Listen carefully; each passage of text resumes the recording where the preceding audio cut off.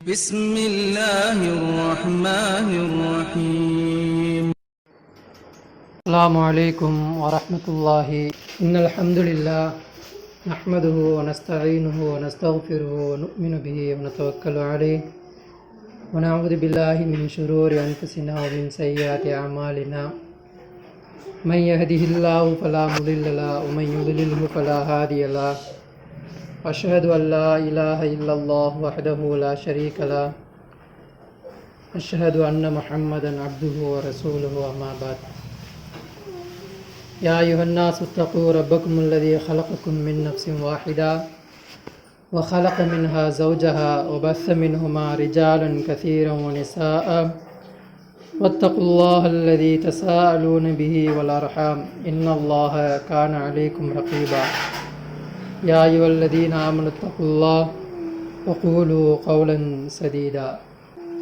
அளவற்ற அருளாளனும் நிகரற்ற அன்புடையவனுமாகிய எல்லாமல்ல அல்லாஹ்வின் திருப்பெயரால் ஆரம்பிக்கிறேன். கண்ணியமிக்க அல்லாஹ்வின் நல்லடியார்களே, என் குடும்பத்தினர்களே, நான் உங்கள் மத்தியில் பேச இருக்கக்கூடிய தலைப்பு என்னவென்றால் மன்னரையும் சஹாபாக்களும். மன்னரை வாழ்க்கை என்பதை நாம் எவ்வாறு விளங்கியிருக்கிறோம், சஹாபாக்கள் அதற்கு எப்படி விளங்கியிருந்தார்கள், அதற்காக வேண்டி அவர்கள் தன் வாழ்க்கை எப்படி அர்ப்பணித்தார்கள் என்பதை தான் நாம் பார்க்க போகின்றோம்.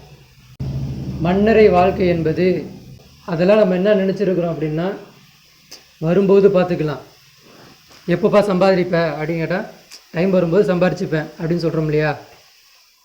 எப்போப்பா ஒரு வேலைக்கு போவேன், எனக்கு டைம் வரும்போது போவோம். இந்த மாதிரி அந்த கபர் என்பதை அந்த மன்னரை வாழ்க்கை என்பதை எந்தளவு கேர்லெஸ்ஸாக நம்ம இருக்கிறோம் அப்படின்னா, வரும்போது பார்த்துக்கலாம், கடைசி டைமில் பார்த்துக்கலாம். இப்போ நமக்கு என்ன 30 தானே ஆகுது, நமக்கு என்ன ஒரு 25 தானே ஆகுது, இப்போனா நமக்கு என்ன 45 தானே ஆகுது, இன்னும் ஒரு 5 வருஷம் இருக்கும், இன்னும் ஒரு 10 வருஷம் இருக்கும்.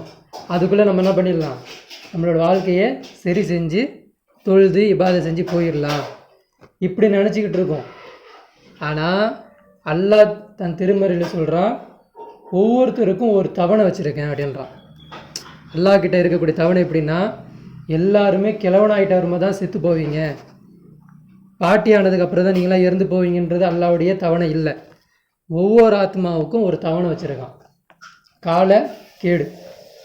அந்த காலக்கேடு நெருங்கிருச்சு அப்படின்னா உங்களுடைய உயிர் என்ன ஆகாது, முந்தவும் செய்யாது பிந்தவும் செய்யாது. உங்களை அல்லாஹ் என்ன பண்ணுவான், அவன் கரத்தால் பிடிச்சிட்டு போயிடுவான். குல்லு நப்சின் தாயிக்கத்துல் மௌத், ஒவ்வொரு ஆத்மாவும் மரணத்தை சுவைத்தே தீரும். அப்போ அந்த மரணம் நமக்கு தெரியுமா, நான் இத்தனை வருஷம் கழிச்சு தான் இறந்து போவேன் நமக்கு தெரியுமா? உத்தரவாதம் இருக்கா, நான் இத்தனை வருஷம் கழிச்சு நான் செத்து போயிடுவேன் தெரியுமா? தெரியாது, யாருக்குமே தெரியாது. ஆனால் ஏன் அந்த விஷயத்தில் அவ்வளோ பொடுபோக்கு அப்படின்னா, நம்ம அல்லாவே சரியாக நம்பலை. அல்லாவை சரியாக நம்பிட்டோம் அப்படின்னா மன்னரையை சரியாக வழங்கிடுவோம். அல்லாஹ் யார், அவன் சொல் பேச்சு கேட்டால் அவன் எப்படி நம்மளுக்கு பரிசளிக்கிறான், அவன் சொல் பேச்சு கேட்கலன்னா எப்படி தண்டனை கொடுக்குறான்றதை நம்ம விளங்கிட்டோம் அப்படின்னா மன்னரையை விளங்கிடும்.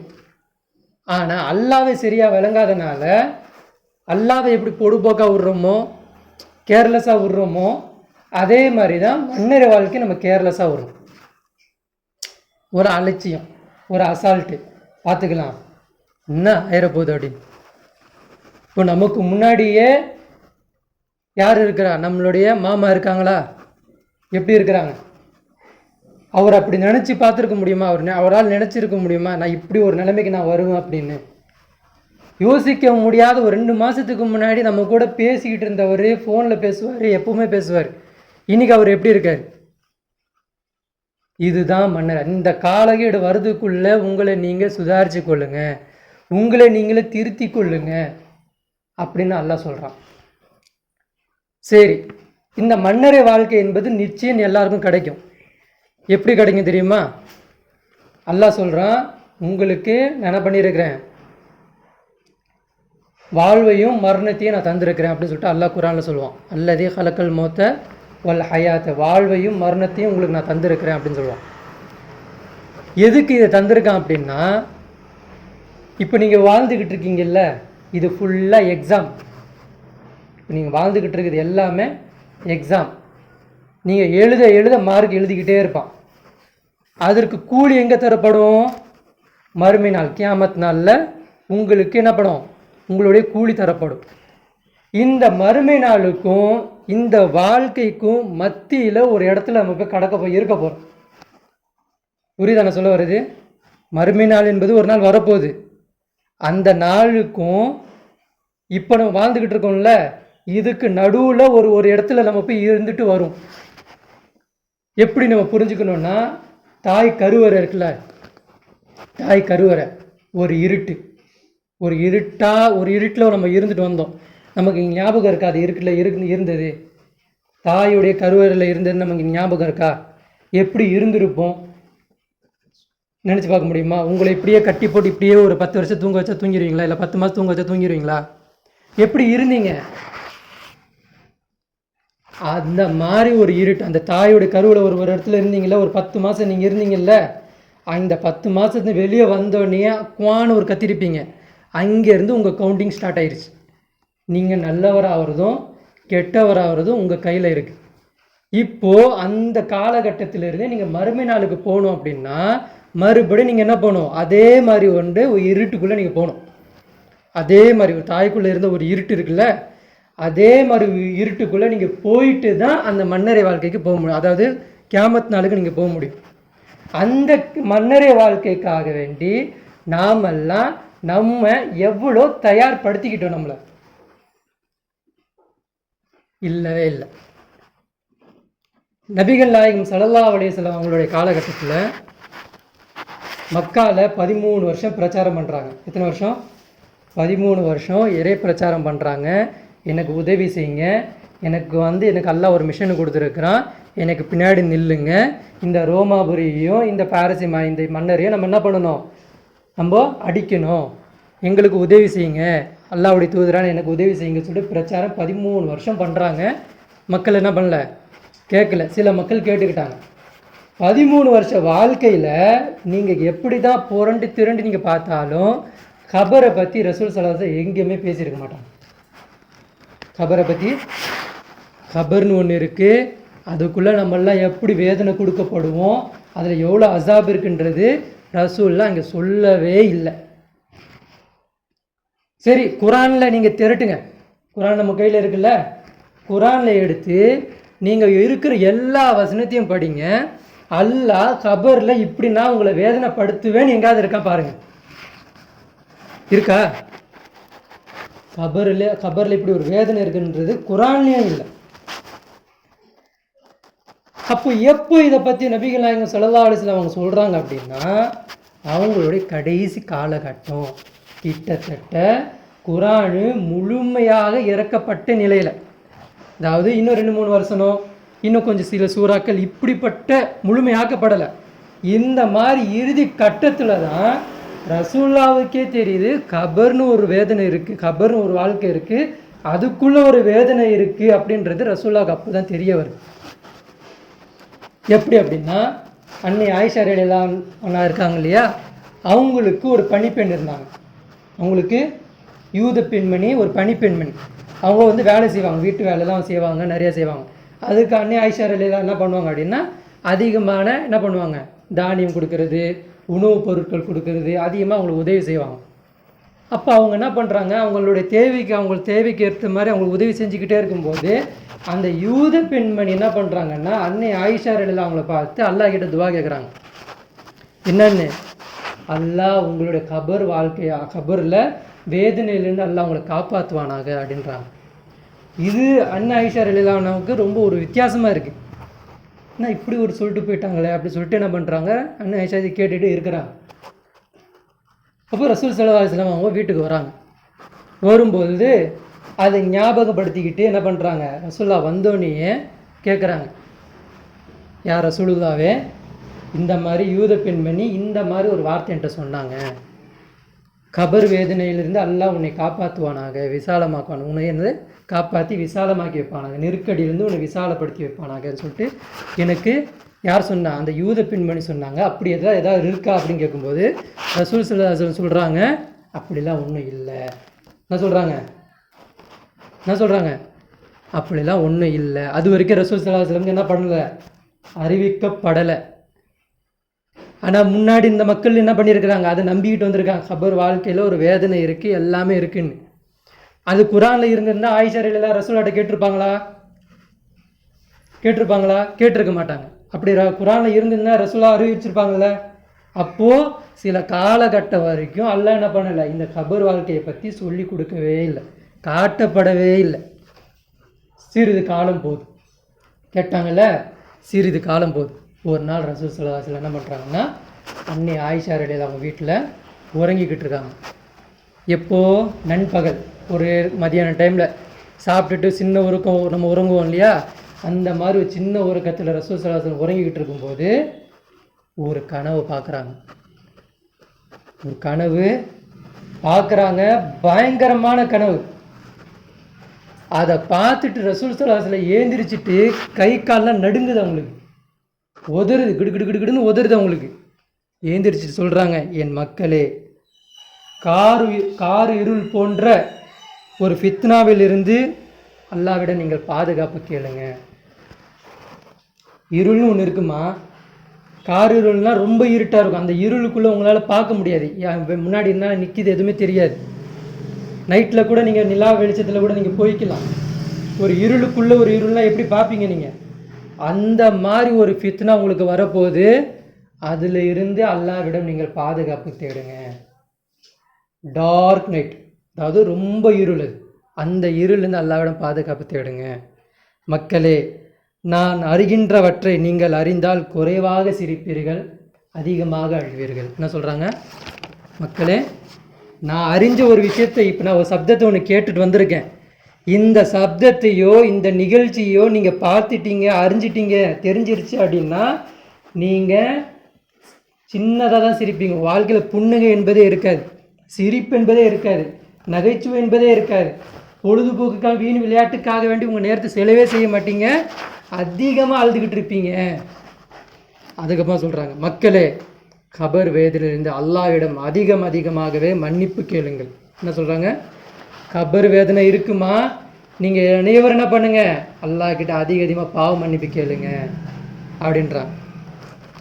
இது சொன்னது யாரே? அன்னை ஆயிஷா ரலியல்லாஹு அவங்க தான் அறிவிக்கிறாங்க இந்த ஹதீஸ். ஒரு முறை என்ன ஆகுது அப்படின்னா, ரசூல் ஸல்லல்லாஹு அலைஹி வஸல்லம் அவங்க கழுதையில் ஒரு பக்கம் ஒரு இடத்த கிராஸ் பண்ணி போகிறாங்க. பனு நஜ்ஜார் என்ற ஒரு குளத்தை கடந்து போகிறாங்க. போகும்போது என்ன ஆகுது அப்படின்னா, கழுதை திடீர்னு ஒரு மாரை திமிழ்ந்துக்கிட்டு அப்படியே ஒரு மாரை கத்திக்கிட்டு அப்படியே என்ன பண்ணுறது, ரசூல் ஸல்லல்லாஹு அலைஹி வஸல்லம் தள்ளி விடுது. ரசூல் ஸல்லல்லாஹு அலைஹி வஸல்லம் கீழே விழுந்துடுறாங்க. அப்போ ரசூல் ஸல்லல்லாஹு கீழே விழும்போது ரசூல் ஸல்லல்லாஹு அலைஹி வஸல்லம் அவங்களுக்கு ஒரு சப்தம் கேட்கப்பட்டுச்சு. அதே சப்தம் எது கேட்டுருச்சு? அந்த கழுதையும் கேட்டிருக்கு. அப்போ ரசூல் ஸல்லல்லாஹு ஏந்திரிச்சு இந்த பக்கம் அந்த பக்கம் திரும்பி பார்க்குறாங்க, எந்த மக்களும் இல்லை. ஆனால் சப்தம் மட்டும் எப்படி வருதுன்னா, அம்மா காப்பாற்றுங்க, ஐயோ வடிக்குது, அம்மா காப்பாற்றுங்கன்ற மாதிரி ஒரு மாதிரி சத்தம் வருது. காப்பாற்றுங்கன்ற மாதிரி சத்தம் வருது. இந்த பக்கம் பார்க்குறாங்க, இந்த பக்கம் பார்க்குறாங்க, எங்குமே ஆள் இல்லை. ஒரு இடத்துல இருந்து சப்தம் வருது. அப்போ மக்களை கூப்பிட்றாங்க, மக்களை இங்கே வாங்க, அந்த ஊர்வாசிகளை கூப்பிட்றாங்க. இங்கே என்ன இருக்குது, இது என்ன இடம் அப்படின்னு கேட்கும்போது அந்த ஊர் மக்கள் சொல்கிறாங்க, இது பழமை வாய்ந்த கபரஸ்தானு, பழங்குடியினர்கள் அவங்க வாழ்ந்துருக்கும்போது இங்கே தான் அவங்களோட அடக்கம் பண்ணிக்கிட்டு இருப்பாங்க, இந்த இடம் தான் அது அப்படின்றாங்க. அப்போ ரசூல் ஸல்லல்லாஹு அலைஹி வஸல்லம் சொல்கிறாங்க, இந்த இடத்துல இனி யாரையும் அடக்கம் செய்யாதீங்க. இந்த இடத்துல அந்த இடத்துல எவ்வளோ கபர், நீங்கள் நினைக்கிற மாதிரி 100 150லாம் இல்லை, 5-6 கபர் தான் இருக்காங்க. அந்த இடத்துல ரசூல் சொல்கிறாங்க, இனி இங்கே யாரும் அடக்கம் செய்யாதீங்க. இங்கே இருக்கக்கூடிய இந்த கபரில் இருக்கக்கூடிய மக்களுக்கு என்ன செய்யப்படுகிறது? கடினமான வேதனை செய்யப்படுகிறது. இந்த சப்தத்தை ஜின்களும் கேட்கப்படாது, மனிதர்கள் நீங்களும் கேட்க மாட்டேங்கிறீங்க. எனக்கு கேட்கப்பட்டுருச்சு, எனக்கு அல்லாஹ் அறிவிச்சிட்டான், கேட்க வச்சுட்டான். நானும் அல்லாஹ் கிட்ட துவா கேட்குறேன், இந்த சப்தத்தை உங்களுக்கும் கேட்க வைப்பானாக அப்படின்னு. ஆனால் நமக்கு அல்லாஹ் கேட்க வைக்கல. ஆனால் ரசூல் ஸல்லல்லாஹு அலைஹி வஸல்லம் அவங்களுக்கு என்ன ஆயிடுச்சு? இந்த சப்தம் கேட்கப்பட்டுருச்சு. அப்படி ஒரு வேதனை அது ரசூல் ஸல்லல்லாஹு அலைஹி வஸல்லம் பார்க்குறாங்க. அப்போ சொல்கிறாங்க, அப்போ தான் ரசூல் ஸல்லல்லாஹு அலைஹி வஸல்லம் அத்தியாயத்தில் நம்மளாம் ஓதுறோம் இல்லையா, இந்த துவாலை எத்தனை பேர் கற்று வச்சுருக்கீங்கன்னு தெரில. அல்லாஹும்ம இன்னி அஊது பிக மின் அதாபில் கபர், அஊது பிக மின் ஃபித்னத்தில் மஸீஹ் தஜ்ஜால், அஊது பிக மின் ஃபித்னத்தில் மஹ்யா வல் மமாத், அல்லாஹும்ம இன்னி அஊது பிக மினல் மாசமி வல் மக்ரமி, அப்படின்னு சொல்லிட்டு அந்த துவா வரும். அப்போ ரசூல் ஸல்லல்லாஹு அந்த துவா அப்போ தான் சொல்லி கொடுக்குறாங்க. நரக நெருப்பில் இருந்து அல்லாஹ் பாதுகாப்பை தேடிக்கொள்ளுங்கள். அல்லாஹ் இன்னி அவுதுபிக்க மின் அதாபில் கபர்னா என்னது? அல்லாஹ்விடம் பாதுகாப்பு தேடுங்க. நரக நெருப்பிலிருந்து, நரக வேதனையிலிருந்து பாதுகாப்பு தேடுங்க. கபர் வேதனையிலிருந்து அல்லாஹ்விடம் பாதுகாப்பு தேடுங்கள். மக்களே, வெளிப்படையானதும் அந்தரங்கமான மறைவான ஃபித்னாவில் இருந்து அல்லாஹ்விடம் அதிகமாக பாவ மன்னிப்பு கேளுங்க, பாதுகாப்பு கேளுங்க. மக்களே, தஜ்ஜாலின் ஃபித்னாவில் இருந்து அல்லாஹ்விடம் பாதுகாப்பு கேளுங்க. இதெல்லாம் எப்போ சொல்கிறாங்க? ரசூல் ஸல்லல்லாஹு அலைஹி வஸல்லம் அவங்களுடைய இறுதி காலகட்டத்தில் சொல்கிறாங்க. இப்போது இதில் என்ன இருக்குது அப்படின்னா, நரகத்துக்காண்டி நம்ம எல்லா பேரும் பாதுகாப்பு தேடிக்கிட்டு இருக்கோம். கபருக்காக வேண்டியும் சில பேர் கேட்போம், எல்லாம் என்னுடைய கபரை விசாலமாக்குவாயாகன்னு சொல்லிட்டுலாம் கேட்போம். இங்கே ரசூல் ஸல்லல்லாஹு அலைஹி வஸல்லம் மூணாவது ஒன்று சொல்கிறாங்க. மக்களே, வெளிப்படையானதும் அந்தரங்கமான மறைவான ஃபித்னாவிலிருந்து அல்லாஹ்விடம் அதிகமாக பாதுகாப்பு தேடுங்கன்றாங்க. இந்த விஷயம் என்னது? வெளிப்படையான ஃபித்னானா என்னது? ஜினா செய்கிறது, சாராயம் குடிக்கிறது, ஒருத்தனை கொலை செய்கிறது, ஒருத்தனை கோல் முட்டி விடுறதுனா வெளிப்படையான ஃபித்னா. மறைவான அந்தரங்கமான ஃபித்னானா என்ன? இன்னைக்கு பால் பாக்கெட் வருது, அது ஒரிஜினல் பால் பாக்கெட்டாது, ஒரிஜினல் பாலாது. இன்னைக்கு கையில் எல்லா பேர்லையும் மணி வச்சுருக்கிறோம், இது உண்மையான மணியா? எல்லா பொய்யான மணி. இன்னைக்கு ஒரு ஆட்சி நடத்தப்படுது, இது உண்மையான ஆட்சியா? பொய்யான ஆட்சி. இது எல்லாமே என்னது? மறைவான அந்தரங்கமான ஃபித்னாக்கள்.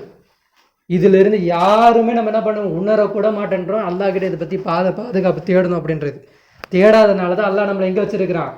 அந்த நோட்டுலேயும் அந்த ஃபித்னாவிலையும் அந்த ஊழல் ஆட்சி செய்யக்கூடிய அவங்களுக்கு கீழே. அல்லாஹ் கீழே ஆட்சி இருந்தால் நம்ம இந்த மாதிரி கஷ்டப்படுவோமா? எந்த கஷ்டமும் நமக்கு இருக்காது. அப்போ அல்லாஹ் ஆட்சி இங்கே செய்யாதனால நம்ம எந்த ஆட்சிக்குள்ளே இருக்கிறோம்? அந்த ஃபித்னாக்குள்ளே நம்ம இருக்கிறோம். இதை நம்ம உணரணும். அதுக்கடுத்து நாலாவது என்ன சொல்லி கொடுக்குறாங்க? தஜ்ஜாலின் ஃபித்னாவில் இருந்து அல்லாஹ்விடம் பாதுகாப்பு தேடுங்க. இதெல்லாம் கடைசி காலகட்டத்தில் சொல்லித்தரப்பட்ட துவாக்கள். இதெல்லாம் இப்போ இது நம்ம செய்கிறோமா கேட்டால் என்ன பண்ணுறது? இல்லை, செய்கிறதே கிடையாது. இப்போது நம்ம வாங்க, இப்போ நம்மளுடைய செயல்பாடுகள்லாம் ஒவ்வொருத்தரும் ஒவ்வொரு செயல்பாடு பண்ணியிருப்பீங்க. ஒருத்தர் தொழுதிருப்பீங்க, ஒருத்தர் சதகா கொடுத்துருப்பீங்க, ஒருத்தருக்கு உதவி செஞ்சுருப்பீங்க, ஒருத்தருக்கு என்ன பண்ணியிருப்பீங்க? தீமையை செய்யாமல் அவங்களுக்கு நல்ல உதவி செஞ்சுருப்பீங்க, நிறைய பண்புகள் செஞ்சுருப்பீங்க. இப்போது நம்ம இறந்துடுறோம். ஒரு கற்பனை, நம்ம இறந்துட்டோம். நம்மளை கொண்டு போய் என்ன பண்ணியாச்சு? நேராக கொண்டு போய் கபரஸ்தானில் மையவாடியில் வச்சாச்சு. நம்ம கபருக்குள்ளே போயிட்டோம். கபருக்குள்ளே போனோன்னே அங்கே என்ன ஆகும்? கபருக்குள்ளே யார் வருவா? கிராமுன் காத்திபின், அதாவது முன்கர் நக்கீர், உங்கள் எழுதப்பட்ட 2 மலக்குமார்கள் இருக்காங்க இல்லையா, அவங்க உள்ளே வருவாங்க. வந்துட்டு நம்மள்கிட்ட கேள்வி கேட்பாங்க. என்னன்னு? உன்னுடைய இறைவன் யார்? என்ன கேட்பாங்க? முன்கர் நக்கீர் கபருக்குள்ளே வந்து என்ன கேட்பாங்க? உன்னுடைய இறைவன் யார்? உன்னுடைய இறைவன் யார் அப்படின்னு கேட்பாங்க. அப்போது அந்த மனிதன் சொல்லுவானா அல்லாஹ் அப்படின்னு சொல்லுவான். என்ன சொல்லுவானா? அல்லாஹ் அப்படின்னு சொல்லுவாங்க. அப்போ அந்த மனிதன்கிட்ட அந்த மலக்கு கேட்பாங்க, அல்லாஹ் நீ சொல்கிறல்ல, நீ வாழ்ந்த வாழ்க்கையிலேயே எங்கேயாவது ஒரு இடத்துல அல்லாஹ் வணக்கிறதுக்கு தகுதியானவனா இருந்தானான்னு கேட்கப்படும். புரியுதா நான் கேள்வி கேட்குறது? இன்னும் ஒருத்தர் ரூல் பண்ணாங்க இல்லையா, அந்த ரூலிங்கில் அந்த சட்டத்திட்டு நிர்வாகம் செய்யக்கூடியதில் அல்லாஹ் இருந்தானான்னு கேட்கப்படும். அப்போ அந்த மனிதன் சொல்லுவானா இல்லை. இவன் யார்? இவன் நல்லவன்.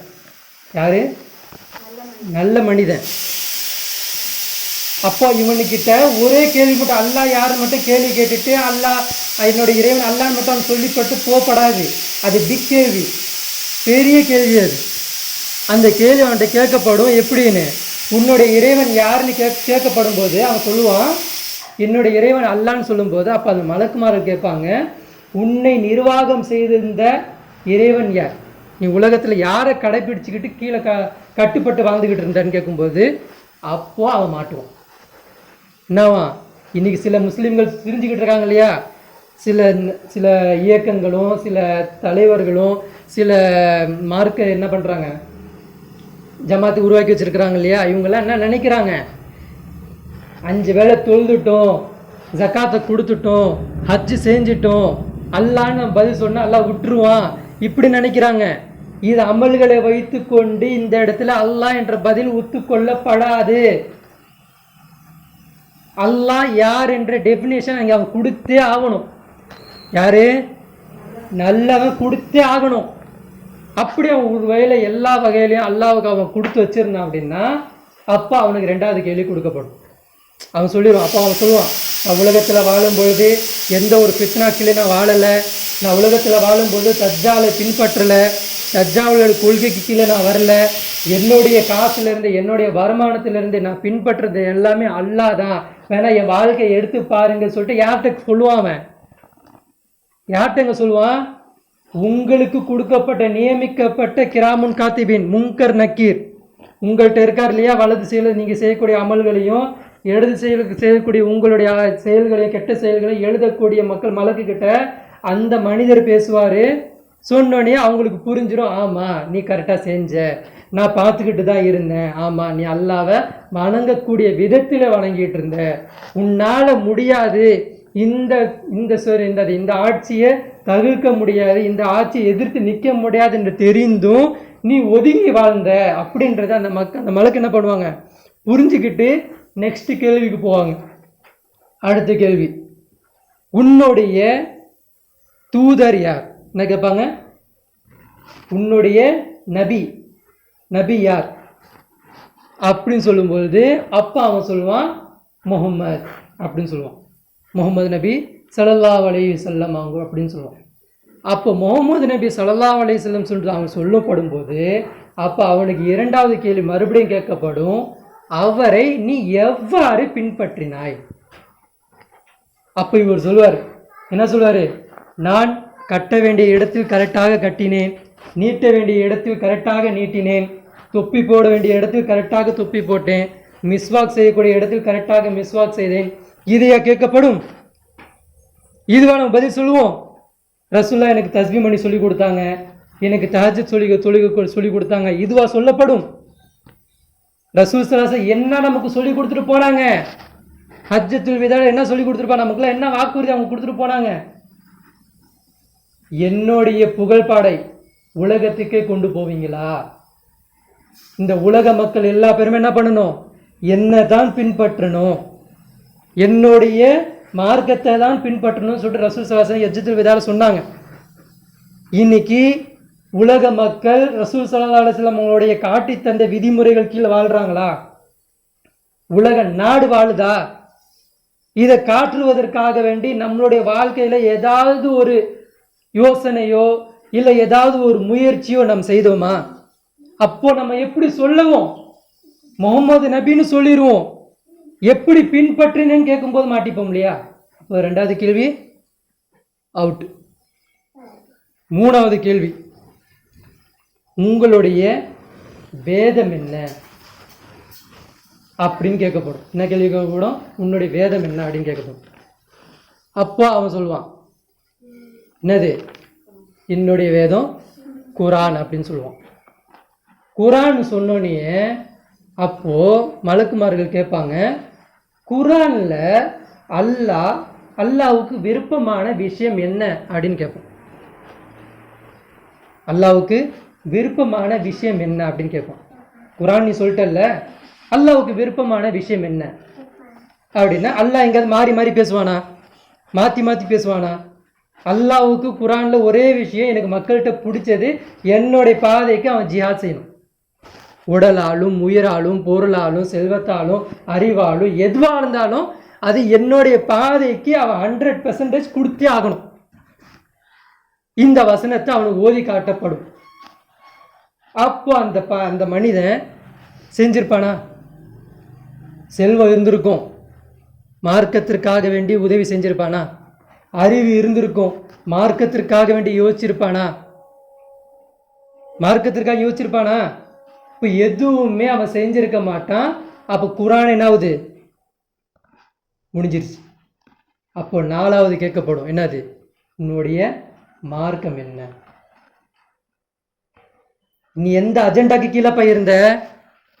தஜ்ஜாலோட அஜெண்டாக்கு கீழே இருந்தியா, இஸ்லாத்துடைய அஜெண்டா கீழே இருந்தியா? அப்போ அவன் சொல்லுவான், என்னுடைய மார்க்கம் இஸ்லாம் அப்படின்னு. அப்போ அவங்களுக்கு கேட்கப்படும், நீ கல்யாணம் எவ்வாறு முடித்தாய்? ஒரு கற்பனை, இப்படிலாம் கேட்கப்படுமா தெரில. ஆனால் இந்த கேள்விக்கெல்லாம் நீ ஆன்சர் சொன்னாதான் அதுக்கப்புறம் தான் உங்களுடைய ஆவி உங்களுடைய ரூவை கொண்டு போய் முதல் வானத்துக்கு கொண்டு போகப்படும். இதெல்லாம் நீ ஆன்சர் சொல்லணும். இந்த வாழ்க்கையில் வாழ்ந்தீங்க இல்லையா, இதுக்குள்ள ஆன்சர் நீங்கள் சொன்னதுக்கு அப்புறம் தான் உங்களோட ரூவை தூக்கிட்டு மேலேயே போவாங்க. அது வரைக்கும் நீங்கள் ரூ எங்கே இருக்கும்? கபரில் இருக்கும். அப்போ அந்த கபரில் அவன் இருக்கும்போது இந்த கேள்வி கேட்கப்படும், உன்னுடைய மார்க்கம் என்னன்னு கேட்கும்போது அவன் சொல்லுவான் இஸ்லாம் சொல்லுவான். அப்போ அவனுக்கு சொல்லப்படும், நீ கல்யாணம் எப்படி முடிச்ச? வரதட்சணை வாங்கி முடிச்சிருப்பான். வியாபாரத்தை எப்படி செஞ்ச? பொய் பேசி வியாபாரம் பண்ணியிருப்பான். வட்டியில் மூழ்கி இருப்பான். எல்லாமே மார்க்கத்திற்கு எதிரான வாழ்க்கையை வாழ்ந்திருப்பான். மார்க்கம் சொல்லிடுவான். மார்க்கத்திற்கு எதிரான வாழ்க்கையை வாழ்ந்ததுனால அந்த கேள்வி அவன்கிட்ட போகும். இப்போ அவனை என்ன பண்ணுவாங்க அப்படின்னா, இப்போ வா அப்படி சொல்லிட்டு அவனுடைய சிஜ்ஜின், போனார் எல்லாத்தையும் சொன்னான் இல்லையா, சிஜ்ஜின் குற்றவாளிகள் பத்திரிக்கைன்னு சொல்லிட்டு அல்லாஹ் குர்ஆன்ல சொல்லுவான். அந்த பத்திரிக்கையில் அந்த அந்த ஏட்டில் அவன் பேரை குற்றவாளி இவன் அப்படின்னு சொல்லிட்டு எழுத்தப்படும். இப்போ அவன் என்ன பண்ணுவாங்கன்னா, அழுக்கு துணியில், எப்படிப்பட்ட ஒரு அழுக்கு துணி அப்படின்னா, அழுக்கு ஏற்கனவே மேலே துர்நாற்றம், ஏற்கனவே பேட் ஸ்மெல். எந்த அளவுக்கு பேட் ஸ்மெல் அப்படின்னா, உங்களுடைய கண் பார்வை எந்த அளவுக்கு போகுது? இப்போ இங்கேருந்து பார்த்தீங்கன்னா போகும் இல்லையா, வானம் வரைக்கும் போகுது இல்லையா, அந்த கண் பார்வையை அடையிற தூரத்தை விட அவனுடைய நாத்தம் அடிக்கும்.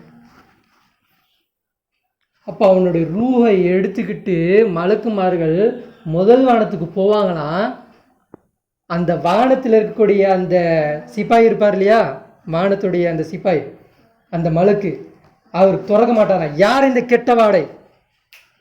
யார் பையன்? இவனை எதுக்கு இங்கே தூக்கிட்டு வர? தூக்கிட்டு போ,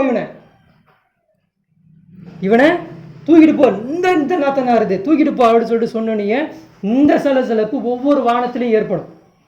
என்னாச்சுன்னு முதல் வானத்தில் இருக்கிறவர் 2ஆம் வானத்தில் இருக்கிற கூட கீழே கேட்பாரு. இப்போ 3ஆவது ஒவ்வொருத்தரும் கேட்கும்போது லாஸ்ட்டில் அல்லாவே வரும். அவன் என்ன பண்ணு, அப்படியே கொண்டு போய் வானத்துக்குலாம் தூக்கிட்டு வராது, அப்படியே கொண்டு போய் அந்த ஏடை கீழே கூடு, அப்படியே எழுதி அப்படியே கூட்டிகிட்டு போயிடுவான். முடிஞ்சிச்சு அவன். இதை நான் சொன்னது கெட்டவர்களை இல்லை. நான் இன்னும் கெட்டவர்களை பற்றி நான் பேசலை. அல்லான்னு நம்பியவர்கள், அல்லான்னு இப்போ நம்ம ஒரு போலியான வேஷம் கொடுத்துக்கிட்டு இருக்கோம்ல, உடையாலும் உடலாலும் பேச்சாலும் ஒரு அல்லாஹ்க்குன்னு ஒரு வேஷம் கொடுத்து வச்சுருக்கோம் இல்லையா, அல்லாஹ்வுக்கும் சுஜூத் செய்யக்கூடிய மக்களில் நானும் ஒருவர் அப்படின்ற மாதிரி பண்ணிகிட்டு இருக்கோம் இல்லையா, இவர்களை பற்றி தான் பேசுகிறேன். இவர்களுடைய நிலை இப்படி இருக்கும். அப்போ இவர்களை தூக்கிட்டு வந்து என்ன பண்ணப்படும், மறுபடியும் அதே கபரில் போடப்படும். போட்டோனியே அப்போது அங்கே என்ன நடக்கும் தெரியுமா? அந்த கபரில் போட்ட உடனே இரும்பு சங்கிலி இருக்குல்ல, இரும்பு லவ்வா, அந்த இரும்பு சங்கிலியில் அவனை தினந்தோறும் அடிக்கப்படும். ஒவ்வொரு செகண்டும் அடிச்சுக்கிட்டே இருப்பாங்க. ஒரு அடி அடிச்சுன்னு வலிக்கும். ஆனால் அந்த வலிக்கு மேலே மறுபடியும் இன்னொரு வலி தான் கொடுக்கப்படுமே தவிர அவனுக்கு அந்த வலி குறைக்கப்படவே மாட்டாது. 2வது என்னது, மரணம் வரவே வராது. அடிக்கு மேலே அடி, அடிக்கு மேலே அடி, அடிக்கு மேலே அடி. ஏன் இப்படி பின்பற்றுன்னு சொல்லிட்டு ஏமாத்திக்கிட்டு இருந்த? ரசூல் ஸல்லல்லாஹு அலைஹி வஸல்லம் எப்படி பின்பற்றணும், நீ எப்படி பின்பற்றிக்கிட்டு இருந்த? எப்படி குரானை விளங்கணும், நீ எப்படி குரானை விளங்கி இருந்த? அல்லாவை எப்படி வைக்கணும், நீ எப்படி வச்சிருந்த? ஏன் இந்த நடிப்பு நடிச்ச? அடிக்கு மேலே அடி, அடிக்கு மேலே அடி, அடி விழுந்துக்கிட்டே இருக்கும். அதுக்கப்புறம் அல்லாஹ் என்ன பண்ணுவான் தெரியுமா? அதோடு விட மாட்டான். அவனுக்கு தலைக்கு மேலேயும் காலுக்கு கீழேயும் 2 பாம்பு வச்சிருக்கான்ல. அந்த பாம்பு ஒன்று இப்படி குத்துச்சுன்னா அவன் கீழே போயிட்டு மேலே வரதுக்குள்ளே மறுபடியும் இன்னொரு குத்து. அந்த 2 பாம்பும் தீண்டிக்கிட்டே இருக்கும். அந்த ரசூல் ஸல்லல்லாஹு அலைஹி வஸல்லம் சொல்கிறாங்க, அந்த பாம்போடைய நெருப்பு வாயில் இருக்கணும், ஜுவாலை இருக்கு இல்லையா, அது உலகத்தில் பட்ட உலகமே கருகிருமா. அப்படிப்பட்ட அந்த வேதனையை அவனுக்கு தினந்தோறும் கொடுக்கப்படும். இது எல்லாம் கெட்டவர்களுக்கு செய்யப்படக்கூடிய வேதனை. இன்னொன்று அல்லாஹ் என்ன பண்ணுவான் தெரியுமா? இருக்கிறதுலையே இதுதான் அல்லாஹ் காட்டுவானா, அவனுடைய இப்படி படுத்திருப்பான் இல்லையா, அவனுக்கு காலு கீழே அல்லாஹ் காட்டுவான், சொர்க்கத்தை காட்டுவான். உனக்கு நான் எப்படிப்பட்ட சன்மானம் கொடுக்கறதா இருந்தேன்னு தெரியுமா அப்படின்னு சொல்லிட்டு அவனுக்கு கொடுக்க இந்த வாக்களிக்கப்பட்ட அந்த சொர்க்கத்தை அவனுக்கு காட்டப்படும். அந்த சொர்க்கத்துக்கு அடையக்கூடிய தகுதி இவனுக்கு இல்லை. அப்போ கத்துவானா, எனக்கு ஒரு அவகாசம் கொடுங்களேன், சின்ன அவகாசம் கொடுத்துறேன், ஒரே ஒரு முறை சான்ஸு கூட, நான் உலகத்தில் போய் எப்படி ஒரு பெஸ்ட்டு ஸ்டூடெண்ட்டாக இருந்து வரேன், ஒரே ஒரு முறை உலகத்துக்கு எனக்கு அனுப்பிடுங்க, இந்த சொர்க்கத்தை அடையணும்லாம் எனக்கு தெரியாமல் போயிடுச்சே, அல்லாஹ் எனக்கு குரானில் எப்படி எப்படியோ சொன்னானே, இப்படி இந்த சொர்க்கம் எனக்கு இப்படி கிடைக்கும்னு எனக்கு தெரியாமல் போயிடுச்சே அப்படி சொன்னான். அலறுவானா, கதறுவானா, சான்ஸே இல்லை. அவனை அடி அடி அடின்னு அடிப்பான். ரெண்டாவது அவனுக்கு நரகத்துடைய விரிப்பு அவனுக்கு கீழே விரிக்கப்படும். மேட் இருக்கு இல்லையா, மேட்டு நெருப்பாலான மேட்டு, நார் நெருப்பாலான மேட்டு, நரகத்துடைய மேட்டிலேருந்து ஒரு மேட்டை கொண்டு விரித்து அதுக்கு மேலே அவனை படுக்க வைக்கப்படும். அவனுக்கு ஒரு வாசல் திறக்கப்படும். நெருப்பு நரகத்துடைய ஜுவாலை அவன் மேலே அடிச்சுக்கிட்டே இருக்கும். இது எல்லாம் அவனுக்கு வேதனை கொடுக்கப்பட்டுக்கிட்டே இருக்கும். அப்போ ஒருத்தன் வருவான், கரு கரு கரு கரு கருன்னு ஒரு அழுக்கு முகத்தோட கெட்ட ஸ்மெல்லோட ஒருத்தன் வருவான். அவன் வந்து பக்கத்தில் இருந்து உட்காருவான். உட்காந்துட்டு சொல்லுவான், இதுதான் உனக்கு வாக்களிக்கப்பட்ட உன்னுடைய நாள், இதுதான் நீ உனக்கு வாக்களிக்கப்பட்ட இந்த நாள். நான் யார் தெரியுமா? அந்த மனுஷங்க அப்போ நீ யாரியா, நீ வேறு பேட் ஸ்மெல்லாக இருக்க, நீ யாரியா அப்படின்னு சொல்லிட்டு அந்த அடி வாங்கிட்டே கேட்பான். அப்போது அவன் சொல்லுவான், நீ தான் உலகத்தில் செஞ்சல, ஒரு தீமையெல்லாம் செஞ்சல, எவ்வளோ கெட்ட காரியம் செஞ்ச, அதோடைய முழு உருவம் நான் தான், பார்த்துக்கோ. நீ என்னென்ன செயல் செஞ்சியோ அது எல்லாத்துக்கும் எல்லாம் எனக்கு உருவம் கொடுத்து வச்சுருக்கிறான், அதோடைய உருவமே நான் தான், பார்த்துக்கோ. இதுக்கு தானே ஆசைப்பட்ட, பாரு என்ன பாரு அப்படின்னு சொல்லிட்டு அவன் முன்னாடி உட்காந்துக்கிட்டு அவன் அடி வாங்குறதெல்லாம் பார்த்துக்கிட்டே இருப்பான். அப்போ அவன் சொல்லுவான், கை சேதமே நான் குரானை நல்ல முறையில் விளங்கியிருக்கக்கூடாதா, நான் இந்த வசனம் காதில் படும்போது நான் கேட்டு அதை சுதாரிச்சு இருந்திருக்கக்கூடாதா, நபிகள் நாயகம் ஸல்லல்லாஹு அலைஹி வஸல்லம் ஒழுங்கான முறையில் நான் பின்பற்றிருக்கக்கூடாதா, அல்லாஹ்வை நான் வணங்கக்கூடிய விதத்தில் வணங்கியிருக்கக்கூடாதா, வணக்கம் நான் என்ன நினச்சிருந்தேன், தொழுகை மட்டும் தான் நினச்சிருந்தேன். அதற்கும் மேலாக கட்டுப்படுதல் என்பது ஒரு மிகப்பெரிய வணக்கம், அந்த கட்டுப்படுதல் நான் பண்ணலையே, அதானே வணக்கம், கட்டுப்படுதல் தானே மிகப்பெரிய ஒரு வணக்கம். அந்த கட்டுப்படுதலை நான் பண்ணலையே, மார்க்கத்தை சரிவரையான முறையில் பின்பற்றலையே, சிலது எனக்கு சாதுவாக இருக்கிறத எடுத்துக்கிட்டேன், ஜகாத் கொடுக்கறது எனக்கு ஈஸியாக இருந்தது பண்ணிட்டேன், ஆனால் சிகரெட் அடிக்கிறதுலையும் சாராயம் குடிக்கிறதையும் விபச்சாரம் பண்ணுறது எனக்கு கஷ்டமாக இருந்தது, அதை பின்பற்றிக்கிட்டு இருந்தேனே அப்படின்னு சொல்லிட்டு அன்றைக்கி நாள் அவன் கதறுவான். அவனால் அவனுக்கு அவகாசமும் கொடுக்கப்பட மாட்டான். அவன் அங்கே வேதனைக்கு மேலே வேதனை செய்யப்பட்டு கொண்டே இருப்பான். நல்லவர்கள் இந்த 4 கேள்விக்கும் சரிவரையான பதில் சொன்னவர்களுக்கு அந்த வானவர்கள் அப்படியே முக மலர்ச்சியோட சிரிப்போடு சொல்லுவாங்க, புது மணப்பெண் போல, தம்பதிகள் போல, கல்யாணம் புது கணவன் மனைவி சொல்லுவோம் இல்லையா, இன்றைக்கி நல்ல முறையில் நீங்கள் உறங்குங்க. ஏன் சொல்கிறோம், அன்றைக்கி நைட் அவன் ஒரு மாதிரியான ஒரு விஷயத்தை எல்லாம் அவனை காட்டியிருப்பான். அந்த அனுபவித்த ரீதியில் அவனா பண்ணுவான், சந்தோஷமாக அன்றைக்கி நைட் அவன் தூங்குவான்.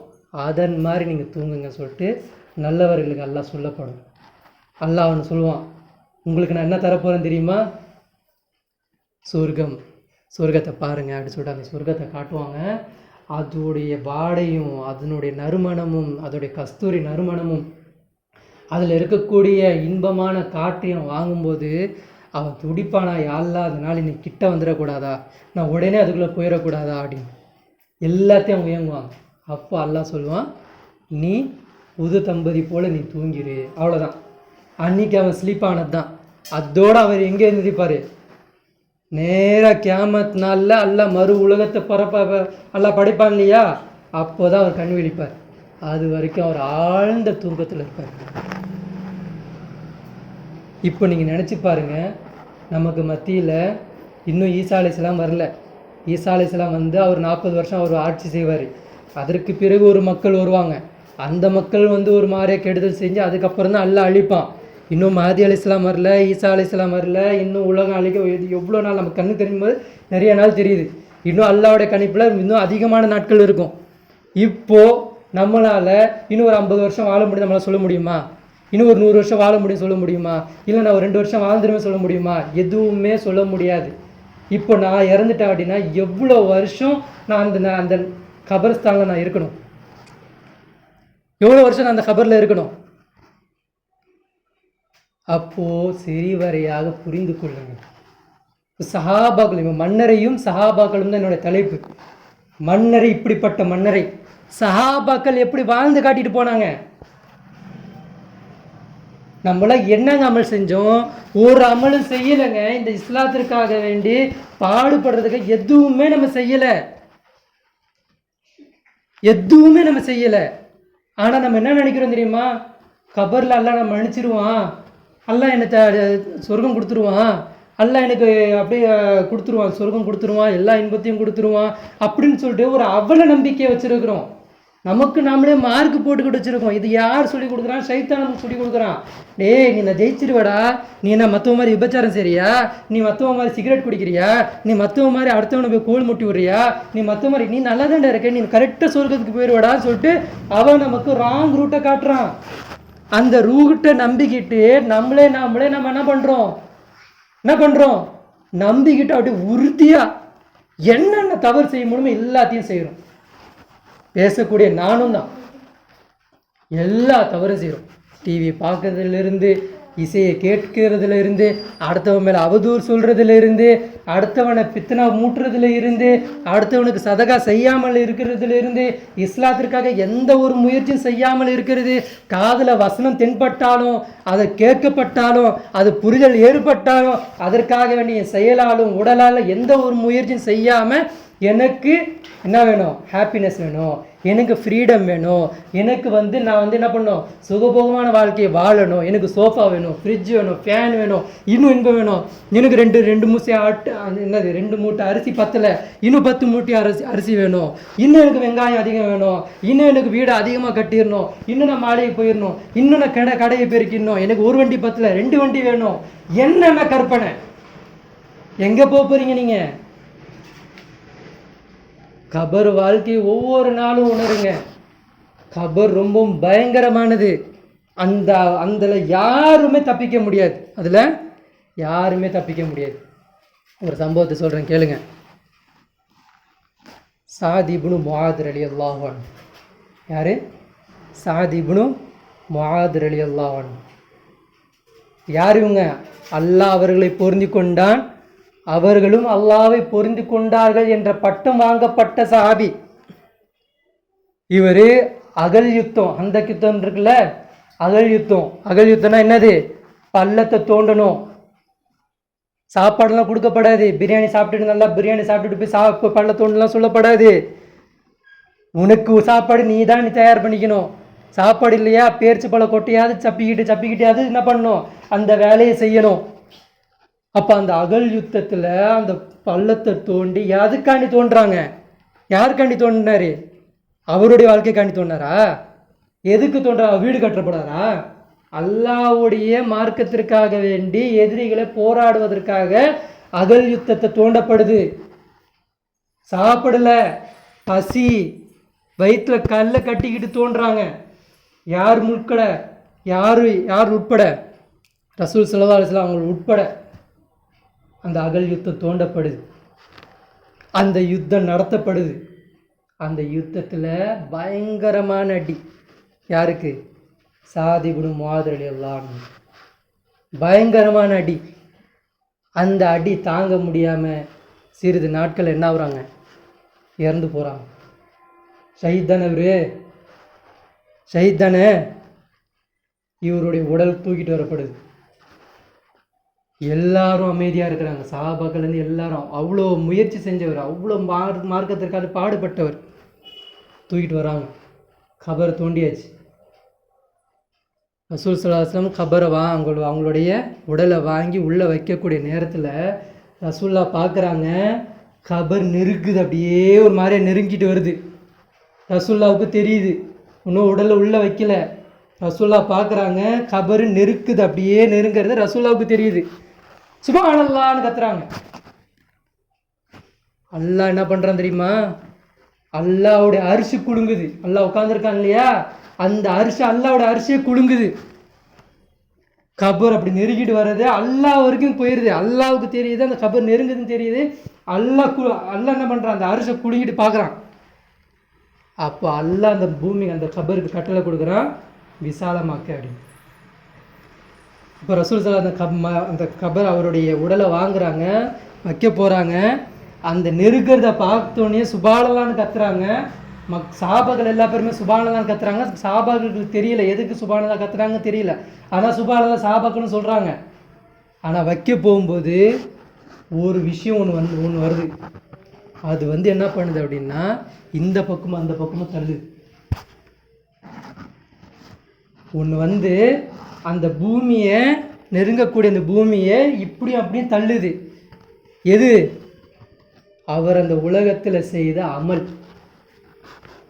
அவருடைய நல்ல அமல் அவரை காப்பாற்றுது. யாருப்பா அவரு? அல்லாஹ்வுடைய மார்க்கத்திற்காண்டி உயிரை கொடுத்தவருங்க. பட்னியில் கடந்துட்டு பகல் போகிற தோணுனவர். அவருக்கே அந்த நிலைமை வரும்போது நம்மெல்லாம் இந்த மார்க்கத்திற்காக வேண்டி என்ன செஞ்சிட்டோம், என்ன சாதிச்சிட்டோம், என்ன பண்ணிட்டோம், என்ன ஒரு அகம்பாவம், என்ன ஒரு திமிரு, என்ன ஒரு அலட்சியம், என்ன ஒரு அசால்ட்டுத்தனம். அல்லாஹ்வை நம்பிட்டாராம் இவர் லா இலாஹா இல்லல்லாஹ் முஹம்மது ரசூலுல்லாஹ் சொல்லிட்டாராம். இது ஒரு அலட்சியம். நான் சொல்லிட்டேன், அவன் சொல்லலைல்ல, எனக்கு தெரிஞ்சிச்சுல்ல. இதை வைத்து போக முடியாது. அகல் யுத்தத்தில் கலந்துக்கிட்ட அந்த சஹாபிக்கு அந்த கபர் நெருங்க வருது அப்படின்னா நம்மள ஏமாத்துறோங்க. ரசூல் ஸல்லல்லாஹு அலைஹி வஸல்லம் அவங்க இறப்பதற்கு 4 நாள் முன்னாடி துடிக்கிறாங்க. அது வரைக்கும் ரசூல் என்ன நினச்சிருந்தாங்கன்னா, இறப்புன்றது ஒரு சிறு மயக்கம் நினச்சிக்கிட்டு இருக்காங்க. ஒரு சின்ன மயக்கம், தூங்கின மாதிரி ஒரு போயிடும் அப்படின்னு நினச்சாங்க. அப்போ அந்த 4 நாளில் அவங்க கஷ்டப்படும் போது அவங்களுக்கு புரியுது, மரணம் சக்கராத்துல் மௌத்ன்றது சின்ன தண்டனை இல்லை, அது ஒரு மிகப்பெரிய தண்டனை அப்படின்னு. தொழுகைக்கு போகிறாங்க. தன்னுடைய என்னது புதன்கால் அந்த கட்டை விரல் தேஞ்சிக்கிட்டே போகுது. ஏன் போகிறாங்க? என்னுடைய கபர் வாழ்க்கை கரெக்டாக இருக்கணும்னு. யார் அவங்க? உலகத்துக்கே தூதர், அல்லாஹ்வுடைய அடுத்தபடியாக நிற்கக்கூடிய தூதர். அவர் ஒவ்வொரு கட்டத்திலையும் பயப்படுறாருன்னா நமக்கு என்ன விளங்கிருச்சு, என்ன தெரிஞ்சிச்சுன்னு இவ்வளோ அசால்ட்டு தனம் தெரியல. இன்னொரு சஹாபி, அவர் பேர் சஅத் இப்னு அபி வக்காஸ் ரலியல்லாஹ். முன்னாடி சொன்னது சஅத் இப்னு முஆத், இப்போ சஅத் இப்னு அபி வக்காஸ் ரலியல்லாஹு அன்ஹு. இவர் என்ன பண்ணுறாரு தெரியுமா? இவருடைய சம்பவம் நிறைய இருக்குது. ஹைலைட்டான ஒரு வசனத்தை மட்டும் சொல்கிறேன் நான். இவர் என்ன பண்ணுறாரு அப்படின்னா, தன் மகனை கூப்பிடுறார். மகனே, எனக்கு இறுதி கட்டம் நெருங்குது, நான் அல்லாஹ்வை சந்திப்பதற்கு நான் நாடுறேன். பத்ரில் கலந்து கொண்டவங்களாம் யாருப்பா? சொர்க்கவாசி தானே. அவர் சொல்கிறாரு, மகனே, என்னுடைய அலமாரியில் பத்ரு போரில் கலந்துக்கிட்ட ஒரு ஆடை இருக்குது, ட்ரெஸ் இருக்குது. பத்ரு போரில் கலந்துக்கிட்ட ட்ரெஸ்ஸு அந்த ஆடை அலமாரியில் இருக்குது. நான் இறந்துட்டேன்னா அந்த ஆடையை என்னை உடுத்திட்டு என்னை கபரில் வச்சிரு. நான் அல்லாஹ்வை சந்திக்கும்போது நான் எப்படி சந்திக்கணும்? அல்லாஹ்வை சந்திப்பது எப்படி சந்திக்கணும்? அந்த பத்ரு போர் தியாகி நான்ன்ற காட்டணும். நான் அல்லாஹ்கிட்ட அப்படி சந்திக்க நான் விரும்புகிறேன், ஆசைப்பட்றேன். அந்த ட்ரெஸ்ஸோடு நான் போகணும். எல்லா பேருக்கும் தஃபன் துணி கட்டுவாங்க, எனக்கு அதை கட்டாத. எனக்கு நான் பத்ரில் கலந்துக்கிற ட்ரெஸ் எனக்கு அணிவிச்சிரு, எனக்கு அடைக்கிறு. அல்லாஹ் எனக்கு கியாமத்தில் எழுப்புவான் இல்லையா, அப்போ அல்லாஹ் என்னை வந்து நிர்வாணப்படுத்த மாட்டான். எல்லாரும் நிர்வாணமாக தானே எழுந்திருப்போம். இப்போ அல்லாஹ் எனக்கு ஏதாவது கண்ணியம் கொடுப்பான்ற மாதிரி அவர் நினைக்கிறாரு. நினச்சிட்டு சொல்கிறாரு, இருங்க அந்த ட்ரெஸ்ஸோடு எழுப்பி எனக்கு இது பண்ணி நான் அந்த ட்ரெஸ்ஸோடு சந்திக்க அல்லாஹ்விட்ட விரும்புகிறேன் அப்படின்ட்டு. அப்போது ஒவ்வொரு சஹாபியும் ஒவ்வொரு சஹாபாக்களும் இந்த மார்க்கத்திற்காக வேண்டி உழைச்சாங்க, கஷ்டப்பட்டாங்க, தியாகம் பண்ணாங்க. நாளை அல்லாஹ் கிட்ட எப்படிலாம் கிஃப்ட் வாங்கணும், எப்படியெல்லாம் அல்லாஹ் கிட்ட நான் போய் மன்றாடி உயிரோடு நான் அல்லாஹ் கிட்ட பார்க்கும்போது புத்துணர்ச்சியோட இப்படி மாதிரி ஒரு ஸ்டூடெண்ட் வேணும்டா அப்படின்னு அல்லாஹ் என்னை பார்த்து சொல்லணும்னு சொல்லிட்டு முயற்சி பண்ணாங்க. ஆனால் நம்ம எந்த ஸ்டூடெண்ட், நம்ம பெஸ்ட் ஸ்டூடெண்ட்டா பேட் ஸ்டூடெண்ட், என்ன ஸ்டூடெண்ட் நம்ம லிஸ்ட்லேயாவது நிற்போமா? எந்த ஒரு லிஸ்ட்லேயும் இல்லை. இன்னொரு சஹாபியை பற்றி சொல்கிறேன், தல்ஹா இப்னு உபைதுல்லா. தல்ஹா இப்னு உபைதுல்லா. இப்போ நான் சொன்ன சஹாபிகள் எல்லாமே சொர்க்கத்திற்கு நிச்சயிக்கப்பட்டவங்க. இப்போ இந்த சொன்ன இல்லையா சாத் இப்னு அபி வக்காஸ், சாத் இப்னு அபி வக்காஸ் இருக்கார் இல்லையா, இவர் யாரால் இஸ்லாத்தை ஏற்றுக்கிட்டாரு? ரசூல் ஸல்லல்லாஹு அலைஹி வஸல்லம் அவங்களுடைய சொல்லப்பட்டு அபூபக்கர் எல்லாம் உடனே போய் பிரச்சாரம் பண்ணுறாங்க இல்லையா, சொன்னோடனே முதல் நாள் 5 நபர்கள் இஸ்லாத்தை ஏற்றுப்பாங்க. அதில் வரக்கூடியவர் தான் சாத் இப்னு அபி வக்காஸ். அதுக்கு அடுத்தது தல்ஹா இப்னு உபைதுல்லா. இவர் என்ன பண்ணுறாரு, அன்னிக்கே ரசூல் ஸல்லல்லாஹு அலைஹி வஸல்லம் அவங்கள என்ன பண்ணுறாரு, ஏற்றுக்கிறார். எப்படி ஏற்றுக்கிறார் தெரியுமா? இவரை பற்றி ஏன் சொல்கிறேன்னா, இவர் என்னென்ன தியாகம் பண்ணியிருக்காருன்னு பாருங்கள். ஒவ்வொருத்தரும் ஒவ்வொரு ப்ரிப்பேர் ஆகுறாங்க, அல்லாஹ் கிட்ட போகிறதுக்கு ஒவ்வொரு ப்ரிப்பேர் ஆகுறாங்க. அகல் யுத்தத்தில் அவர் நின்று தனிமையை பட்டினியில் நின்று தோண்டி அவர் ப்ரைஸ் வாங்கிட்டு போகிறாரு. இவர் பதிரில் கலந்துக்கிட்டு அந்த ட்ரெஸ்ஸை போட்டுக்கிட்டு அல்லாஹ் பார்க்க போகிறேன்னு சொல்லிட்டு இவர் சொல்கிறாரு. இவர் என்ன பண்ணுறாரு பாருங்க, தல்ஹா இப்னு உபைதுல்லா இருக்கார் இல்லையா, ரசூல் ஸல்லல்லாஹு அலைஹி வஸல்லம் அவங்களுடைய வாழ்நாளிலேயே சொல்லப்பட்டவர். ஒரு ஷஹீது, நடமாடக்கூடிய ஷஹீதை நீங்கள் பார்க்குறீங்களா? இந்த தல்ஹாவை பாருங்க. என்ன சொல்கிறாரு, நடமாடக்கூடிய ஷஹீதை பார்க்குறீங்களா? இந்த தல்ஹாவை பாருங்க. ஒரு முறை ஹீரா மலையில் நிற்கிறாங்க. ஹீரா மலை என்ன ஆகுதுன்னா சந்தோஷப்பட்டு குலுங்குது. அது ஹீரா மலையில் நிற்கிறாங்க. யார் யார் நிற்கிறாங்கன்னா, ரசூல் ஸல்லல்லாஹு அலைஹி வஸல்லம் நிற்கிறாங்க, அபூபக்கர் ரலியல்லாஹு நிற்கிறாங்க, உஸ்மான் ரலியல்லாஹு நிற்கிறாங்க, அலி ரலியல்லாஹு நிற்கிறாங்க, உமர் ரலியல்லாஹு நிற்கிறாங்க. அதே மாதிரி வந்து யார், தல்ஹா ரலியல்லாஹு நிற்கிறாங்க, ஜுபைர் ரலியல்லாஹு நிற்கிறாங்க, சாத் ரலியா இப்போ சொன்னேன் இல்லையா, அந்த ரலியல்லாஹு எல்லாரும் நிற்கிறாங்க. அந்த ஹீரா மலையில் நிற்கிறாங்க. இத்தனை நன்மைகள் என் மேலே நிற்கிறான்னு சொல்லிட்டு அந்த மலையை நினச்சிக்கிட்டே குலுங்குது. ஒரு மாதிரி அதுக்கு சந்தோஷம் வரும் இல்லையா. மலை ஒரு வார ஆடினோடனே ரசூலா சொல்கிறாங்க, ஹீரா மலையே உன் மேலே யார் நிற்கிறோம் தெரியுமா? அல்லாஹ்வுடைய திருத்துவதர் நிற்கிறாங்க. ஏன் குழுங்குற நீ? உன் மேலே யார் நிற்கிறாங்க தெரியுமா? ரசூலை உண்மைப்படுத்திய சித்திக் நிற்கிறார். உன் மேலே யார் நிற்கிறாங்க தெரியுமா? ஷஹீதாக போகக்கூடிய மக்கள் நிற்கிறாங்க. யார் யார் அங்கே நிற்கிறாங்க? எல்லாரும் ஷஹீத். அங்கே உமர் ரலியல்லாஹு எப்படி கொல்லப்பட்டாங்க? தொழுகையில் கொல்லப்பட்டாங்க. உஸ்மான் ரலியல்லாஹு எப்படி கொல்லப்பட்டாங்க தெரியும் இல்லையா? அவரும் கொல்லப்பட்டாங்க. அலி ரலியல்லாஹு கொல்லப்பட்டாங்க. தல்ஹா ரலியல்லாஹு அவரும் ஷஹீது.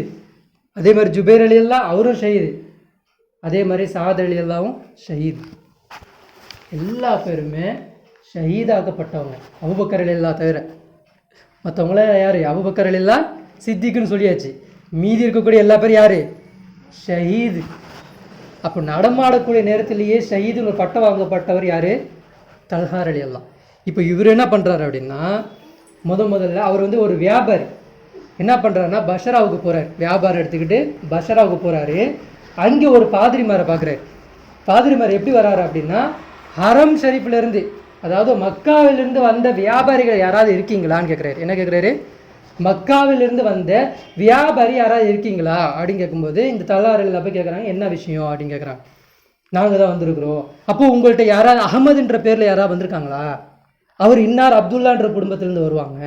அவருடைய முப்பாட்டனார், இவருடைய முப்பாட்டனார் அப்துல் முத்தலிப்னு இருப்பாங்க.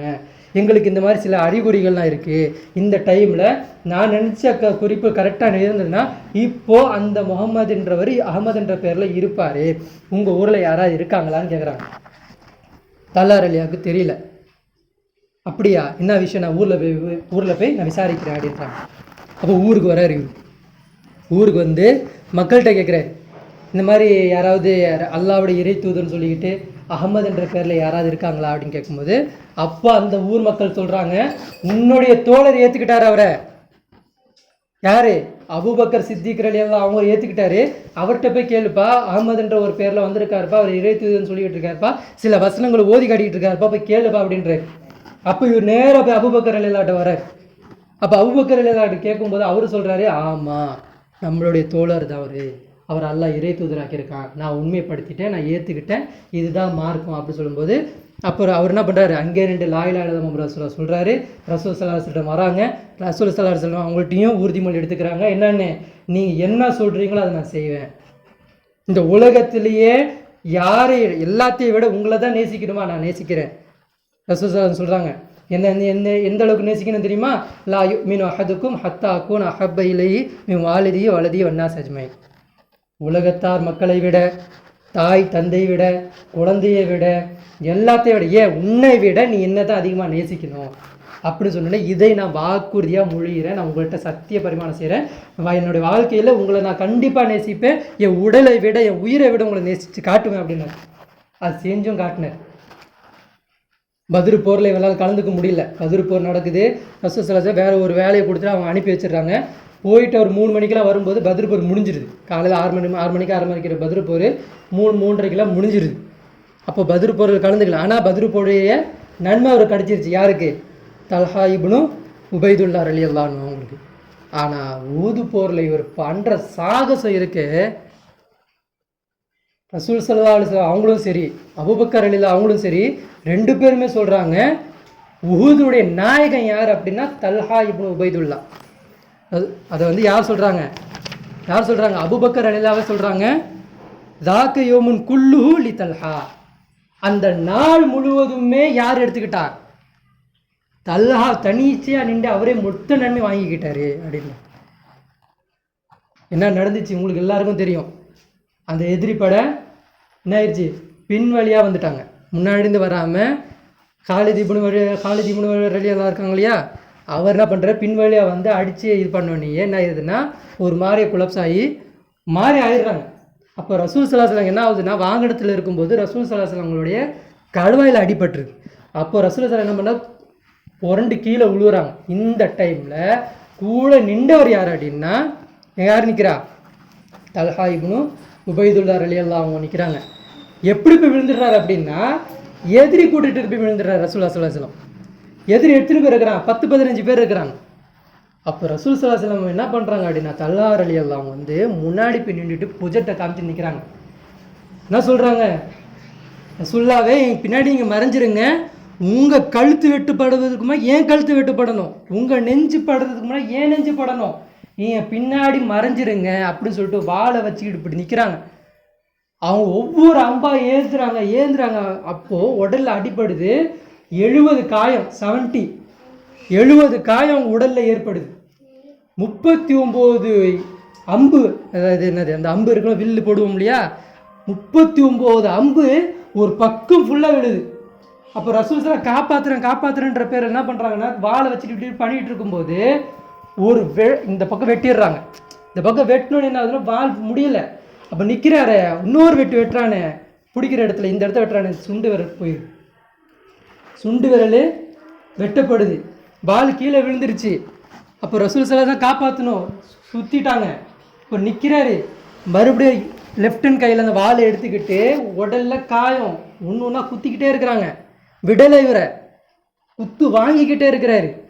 வாங்கிட்டு ரசூல் ஸல்லல்லாஹு அலைஹி சொல்கிறாங்க, ரசூலுல்லாவே நீங்கள் என்ன பண்ணுங்க, மக்கள்லாம் திசை திரும்பிட்டு ஓடிக்கிட்டு இருக்காங்க. என்னன்னு இதெல்லாம் அடி வாங்கிக்கிட்டே சொல்கிறாருங்க அவர். மக்கள் திசை திரும்பி ஓடிக்கிட்டு இருக்காங்க, நீங்கள் இறந்து போயிட்டீங்கன்னு செய்தி என்ன ஆயிடுச்சு, பரவலாக தென்பட்டுருச்சு. நீங்கள் இந்த மலைக்கு அதாவது இந்த சின்ன குன்று இருக்குது, இதுக்கு மேலே ஏறி நின்று நீங்கள் சத்தம் கொடுங்க, மக்கள் வந்துடுவாங்க அப்படின்றாரு. அப்போ ரசூலுல்லாஹ் ஏந்திரிச்சு மேலே ஏந்திரிக்க முடியல. ஒரு படி மாதிரி இருந்தால் தான் மேலே ஏந்திரிச்சு அந்த கல்லுக்கு மேலே நிற்க முடியும். அப்போ அவர் சொல்கிறாரு, நான் குனிஞ்சிக்கிறேன், என் மேலே ஏறி நீங்கள் மேலே ஏறிடுங்க அடி வாங்கிக்கிட்டு. அந்த சமயத்தில் அவர் குனிஞ்சிட்டு மேலே ஏறுறாரு. யார்? அபூதல்ஹா கீழே குனிஞ்சிடுறாரு. ரசூல் ஸல்லல்லாஹு அவங்க கால் மேலே அவங்க முதுகு மேலே வச்சு ஏஞ்சி கல்லுக்கு மேலே ஏறி நிற்கிறாங்க. அப்போ ஒரு நாள் என்ன பண்ண முடியல, வழி தாங்க முடியல. இந்த டைமில் யார் பார்க்குறா? அபூபக்கர் ரலியல்லாஹு பார்க்குறாங்க. அப்பாஸ் இவங்களாம் பார்த்துட்டு பாஞ்சிட்டு ஓடி வரும்போது ரசூலுல்லாஹ் சொல்கிறாங்க, என்னன்னு அவர் கடமையாக்கி கொண்டார், முதல்ல என்னை காப்பாற்ற விட்டு அவர் முதல்ல காப்பாற்றுங்க, உங்கள் தோழர் அல்லாவை காப்பாற்றுங்க. அவர் கடமையாக்கிக்கிட்டார் என்னத்தை? சொர்க்கத்தை கடமையாக்கிக்கிட்டாரு. அவர் என்ன தப்பு பண்ணாலும் அல்லாஹ் அவனை விட்டுருவான். சொர்க்கத்தையும் அவர் கடமையாக்கிட்டாரு. அவரை காப்பாற்றுறது உங்கள் முழு பொறுப்பு. அவர் முதல்ல காப்பாற்றுங்க, தூக்கிட்டு போங்க அப்படின்றான். அப்போ அபூபக்கர் அவங்கள பார்த்து அவர் தான் இவங்களுக்கு மனசே வந்து இப்போ இவங்களை காப்பாற்றிப்பாங்க, ரசூலா இவங்க பார்த்துப்பாங்க சொல்லிட்டு தான் அப்போ தான் என்ன பண்ணுறாரு, அவர் விடுறார் என்னத்தை, அப்போ தான் கீழே விழுறார். விழுந்தோடனே அப்போ அதுக்கப்புறம் அவங்க தூக்கிட்டு போகப்படுது. ஏன் இதை சொல்கிறேன் அப்படின்னா, இந்த மார்க்கத்திற்காக வேண்டியும் அல்லாவிற்காக வேண்டியும் உடலாலும் உயிராலும் உண்மையாகவே அவங்க செஞ்சு காட்டினாங்க. நம்ம எந்த ஒரு தியாகமும் பண்ணலை. நம்ம என்ன நினைக்கிறோம் தெரியுமா, தொழுதுட்டோம் நன்மை எல்லாம் நன்மை, அதே சொல்கிறேன், இதே மாதிரி சொல்கிறேன். ஒரு போரில் ஒரு சஹாபியாக இருந்தார், எல்லார்ட்டையும் போய் சண்டை போட்டுக்கிட்டு இருந்தார். ஒரு கட்டத்தில் என்ன ஆயிடுச்சுன்னா வெட்டுப்பட்டுருச்சு, கையில் வெட்டுப்பட்டுருச்சு. இன்னொன்று என்ன ஆயிடுச்சு, இந்த கையில் வெட்டுப்பட்டுருச்சு, வலி தாங்க முடியல. என்ன பண்ணுறாரு, தான் வாழை குத்திட்டு அவரே மரணம் ஆயிடுறாரு. சஹாபாக்கெல்லாம் சொல்கிறாங்க, என்ன வீரர், என்ன சண்டை போட்டார், எத்தனை பேரை சாவடிச்சார், எத்தனை பேர் பண்ணார் அப்படின்னு சொல்லும்போது அப்போ ரசூலா சொல்கிறாங்க, இல்லை அவர் நரகவாசியாக போகிறாரு. எங்கே நிற்கிறாருங்க அவர், போர்க்களத்தில் இங்கே நிற்கிறாரு. நம்ம நன்மை தான் செஞ்சுக்கிட்டு இருப்போம், ஆனால் நன்மை அல்லாஹ்க்கு தெரியும். அந்த நன்மை நம்ம சொர்க்கத்துக்கு கூட்டு போவோமா நரகத்துக்கு கூட்டு போவோமா அல்லாஹ்க்கு தெரியும். அப்போ அந்த நன்மையை வச்சுக்கிட்டு நம்ம என்ன பண்ணக்கூடாது, திருப்தி அடையக்கூடாது. அப்போ அந்த சாபி என்ன பண்ணார், தான் வாழை குத்திட்டு வலி தாங்க முடியாமல் தன்னைத்தானே மாற்றி கொண்டார், இறந்துட்டார், தற்கொலை செஞ்சுக்கிட்டார். அல்லாஹ் அவங்களுக்கு நரகம் தான் கொடுத்தார், நிரந்தர நரகம். எங்கே வரைக்கும் வந்துட்டாருங்க அவர், போர் வரைக்கும் வந்துட்டாருங்க. போரில் புருமுதை காட்டி ஓடலைங்க, வழி தாங்க முடியாமல் குத்திட்டு செத்துறதுக்கு இந்த தண்டனை எல்லாம் கொடுக்குறான்னா, நம்ம போர்லேயும் கலந்துக்கல, இந்த மார்க்கத்திற்கான எதுவுமே செய்யலை, எந்த ஒரு முயற்சியும் செய்யலைன்னா அப்போ நம்மளாம் எங்கே போக போகிறோம், நம்ம என்ன பண்ண போகிறோம்? அப்போது நமக்கும் அல்லாஹ் என்ன பண்ண போகிறான், மிகப்பெரிய தண்டனை கொடுக்க போகிறான். அந்த தண்டனை எப்படிப்பட்ட தண்டனை அப்படி இருக்குன்றது நமக்கு தெரியாது. அப்போது நம்ம என்ன செய்யணும் அப்படின்னா, அல்லாஹ் கிட்ட துவா அதிகமாக கேட்கணும். யா அல்லாஹ், இந்த உலகத்தில் உன்னை நான் சந்திக்க நான் விரும்புகிறேன். எப்படி சந்திக்க விரும்புகிறேன்னா, வெறும் கையாக வீசிட்டு வந்து நிற்கிறது எனக்கு பிடிக்கல.